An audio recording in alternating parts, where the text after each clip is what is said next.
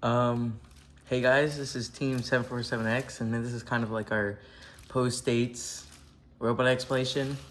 No world's call, but I mean, I think there's a bunch of like cool tech. I don't know, just things that could help you build maybe. But I don't know, starting off with our drivetrain, it's 450 RPM. We have the little traction wheel in the middle.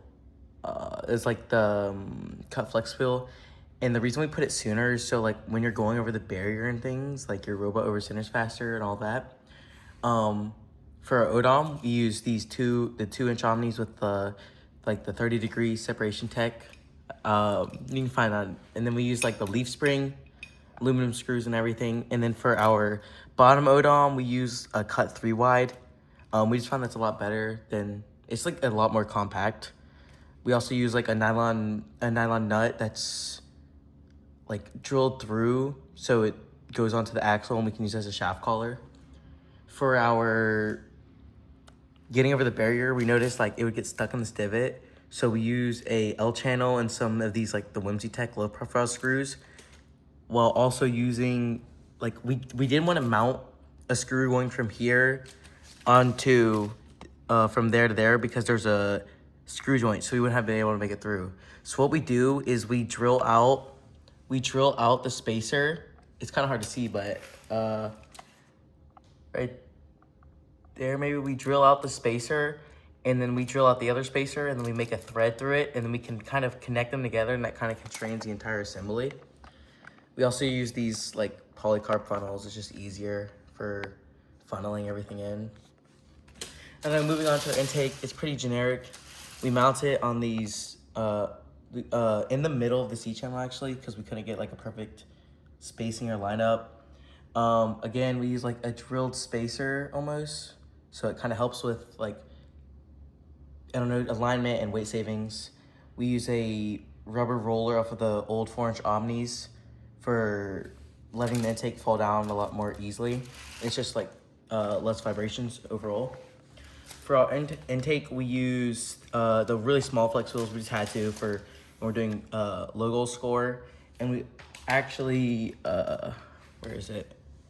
Like we use like these cut shaft collars, and it keeps the chain like on top of the like gear so it doesn't fall off, because if it falls off, then obviously it kind of messed up the intake. For our chain tensioners, we actually had to use chain tensioners because obviously like since it's kind of just like the path, so we had to use chain tensioners to pull it up. And what happened was we wanted to put the chain over here, and then we wouldn't have to use a chain tensioner, but the flaps were on the way, so that kind of just like ruined all our plans. So to combat this, we use a chain tensioner right here with like a drilled shaft collar and drilled nylon spacer, so we can actually put the spacer on there, so this the chain can go against a spacer instead of a screw. It's less friction. And the reason we had to do that is because we couldn't get a nut there because it would hit the flap. Secondly, we use a drilled spacer. We use a drilled spacer on top of a drilled nylon standoff, and that just like helps with more weight savings. And actually, I haven't seen any teams do this, but like I said, we cut the spacer halfway through, and that just makes sure it doesn't have to go against the metal, because that's a lot more friction.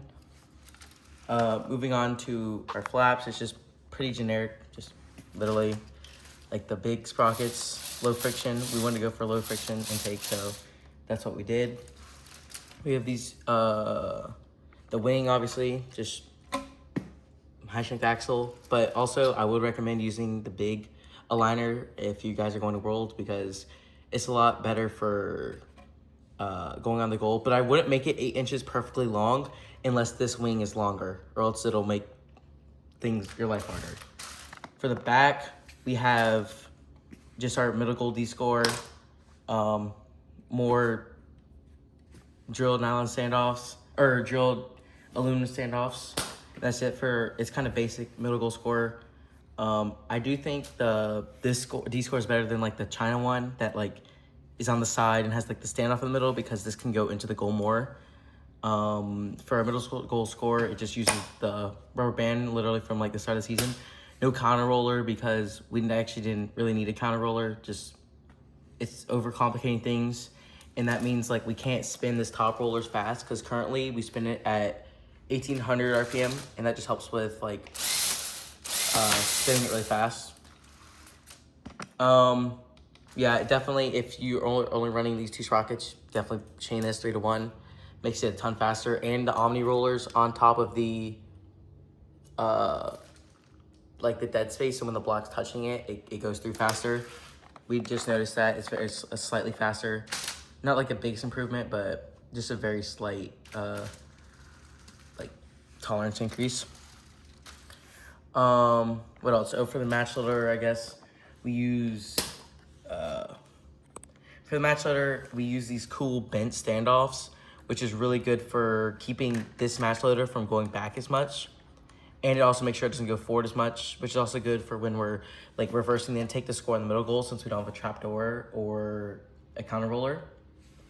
Secondly, we use this sensor. We use this sensor right here on the match loader, and that just makes sure when we're reversing the intake, we can make sure the blocks don't go too far out. Just make sure everything's nice and like good. Actually, a little thing on the intake is just like we use this 3 wide right here, and it's cut out, and we actually brace the back side of it right here. The reason it's not bent at all is because we use a 6-inch standoff that's drilled through. What else? Oh, I guess now we can go to like the real tech of this robot, which is our logo funnels.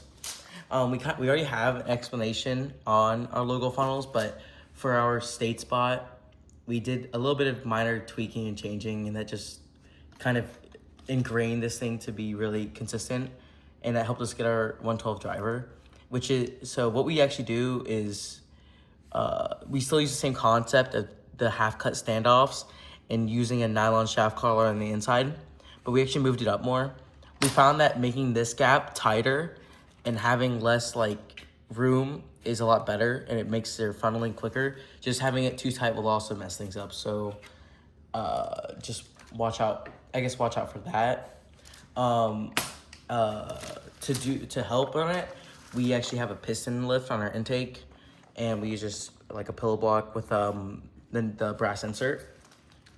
To do this, we like cut out the metal with a Dremel, and then guess some other cool things is before what we used to mount this poly for the logo funnel, we used to mount it.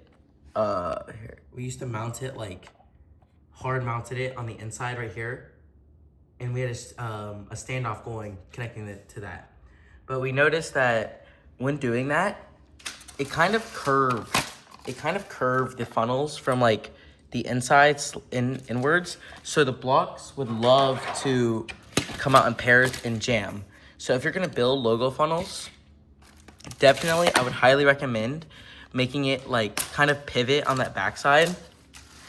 And the way you achieve this is we just used another nylon spacer that's drilled and tapped. I think it's an 8/32 tap, and that just makes sure it can freely spin on the like axle or like the screw joint. Another little tiny thing, I guess, is we use like this. It's like hard to see. We use this cut L channel on the inside, and it's really good for just keeping the bottom part strong and sturdy. We noticed having it like all the way up would cause jamming issues because this top part needs to be flexible for when you have two blocks wide, so it doesn't jam. For, I guess, a small thing is we have our geometry lift, and that's just kind of one piston that pulls it up from the inside. And then I guess going over some other sensors is we have this sensor in the middle, and it's used for color sort. And that just makes sure when it sees the wrong color, it pulls down our middle goal score for the long goal, and that just makes sure we don't collect the wrong block. Additionally, since we go over the barrier and auton, we use these two distance sensors, one right here and then one right here, and that just triangulated our position. And that's basically the entire bot, but I guess some small things about it is like our weight savings.